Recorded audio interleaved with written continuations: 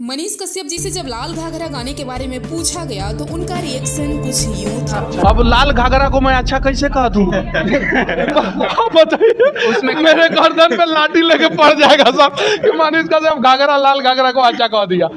खैर इसमें कोई बहुत बड़ी बात तो नहीं है, लेकिन फिर भी कुछ लोग जो थोड़े मूड है वो कह रहे हैं कि पवन सिंह की मनीष कश्यप ने बेइज्जती कर दी।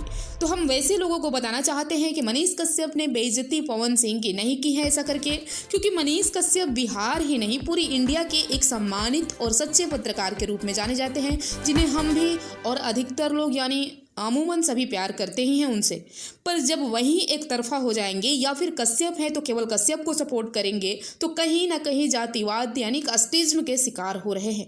और इससे बेइज्जती पवन सिंह की ही नहीं बल्कि मनीष कश्यप की ईमानदारी की हो रही है।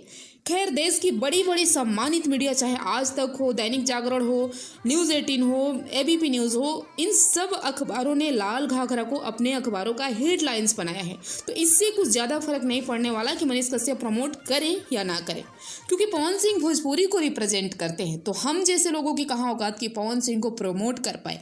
दूसरी खुशी की बात यह है कि इस गाने पर अभी तक मात्र 10 दिनों में 50,000 से ज़्यादा रील्स बन चुके हैं और अभी भी बन ही रहे हैं, जो कि अपने आप में ये भी एक बहुत बड़ा रिकॉर्ड है। और अभी भी ये गाना मेन ट्रेंडिंग सेक्शन में नंबर 1 पर और टॉप 100 में नंबर 12 पर ट्रेंड कर रहा है। साथ ही बहुत जल्द 1 मिलियन लाइक्स का रिकॉर्ड भी तेज़ी से बनाने वाला है। तो जो गाना खुद ही पूरे बिहार को, भोजपुरी को प्रमोट कर रहा है, फिलहाल उसे किसी की प्रमोशन की ज़रूरत मुझे तो नहीं लगती। आपके क्या विचार है? कमेंट कीजिए, वीडियो को लाइक शेयर दबा के कीजिए।